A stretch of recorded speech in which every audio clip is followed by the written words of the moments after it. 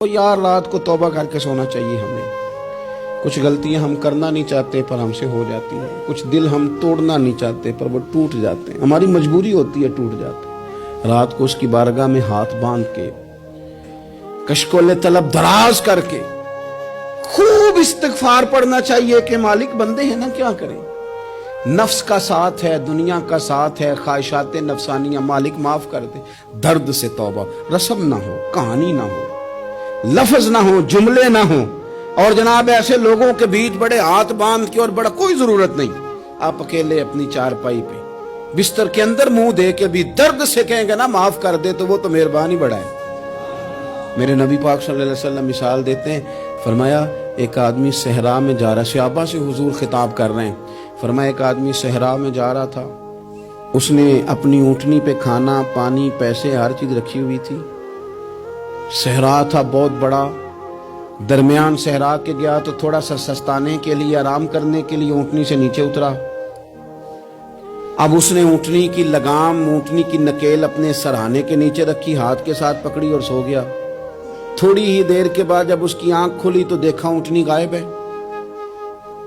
صحرا میں وہ پیدل نہ آگے جا سکتا ہے، نہ پیچھے جا سکتا ہے، نہ دائیں نہ بائیں، کھانے کو روٹی نہیں، پینے کو پانی کا قطرہ نہیں، تھوڑا ادھر بھاگا ادھر بھاگا، تھک گیا۔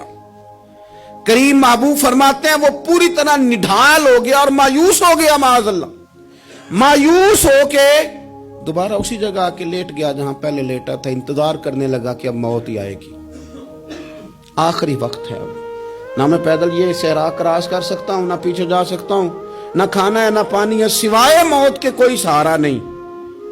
حضور فرماتے ہیں وہ رستے میں دوبارہ لیٹ گیا، اچانک اس نے رخ بدلا تو اونٹنی سامنے کھڑی تھی۔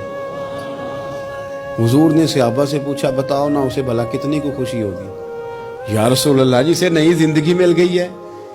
آپ دیکھیں نا سارے ڈاکٹروں نے کہہ دیا کہ اس کے تو گردے معدہ جگر ہر چیز ختم ہے، گھر لے جاؤ خدمت کرو، ہر طرف پریشانی ہے۔ وہ بندہ بھی سمجھ گیا ہے کہ آخری وقت آ گیا، کل جاؤں پرسوں جاؤں، تیاری ہو گئی، سب لوگ آ گئے، باہر والے بھی آ گئے، یہ ماحول ایک عجیب رنگ اختیار کر گیا۔ اچانک ایک ڈاکٹر نے آ کے کہا نہیں نہیں غلطی لگ گئی تھی۔ مجھے بتائیے انداز کیا ہوتا ہے؟ بغیر دوائی کے بندہ اٹھ کے کھڑا نہیں ہو جاتا، او میں تو بچ گیا ہوں۔ نبی پاک صلی اللہ علیہ وسلم فرمانے لگے اس کی اونٹنی مل گئی، بتاؤ بھلا اسے کتنی خوشی ہوگی؟ یا رسول اللہ وہ تو دوبارہ دنیا میں آ گیا۔ حضور فرمانے لگے اسے کچھ بھی خوشی نہیں ہوئی۔ جب کوئی رب کا گناہگار بندہ آ کے توبہ کرتا ہے، رب کو اس سے کئی گنا زیادہ خوشی ہوتی ہے۔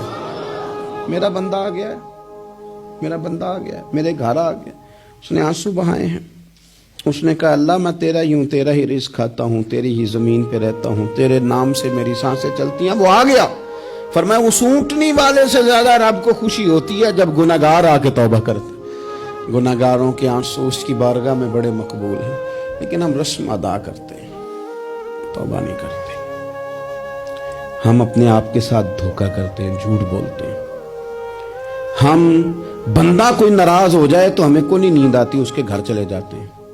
ہم اپنے سارے رشتوں کو تعلقات کو مینٹین کر کے رکھنے کے عادی ہیں، ہمیں پتہ ہے کہ وہاں میں نہیں جا سکا تو بیٹا بھیجتا ہوں، فلاں شادی پہ میں نہیں جا سکا تو بھتیجا بھیجتا ہوں، بھائی بھیجتا ہوں، ہر تعلق کا ہم نے خیال رکھا کوئی روٹھ نہ جائے۔ لیکن کمال ہے نا، یہ نہیں سوچا کہ اگر رب روٹھ گیا تو جب وہ روٹھ جائے نا تو سارے رشتے بھی بندے کے پاس موجود ہوں تو کوئی کرامت نہیں ہوتی، پھر کروڑوں روپیہ جیب میں ہوں تو ڈاکٹروں کی دوائیاں اثر نہیں کرتی۔ وہ روٹھ جائے تو پھر انسان اس طرح سے پھسلتا ہے کہ بڑے بڑے اس کے پاس دروازے ہوتے ہیں پر کسی جگہ اس کا ہاتھ نہیں لگتا۔ خدا را خیال کریں، دنیا روٹتی ہے تو روٹھ جائے، رب رسول ناراض نہ ہونے پائے، اس کا خیال کریں۔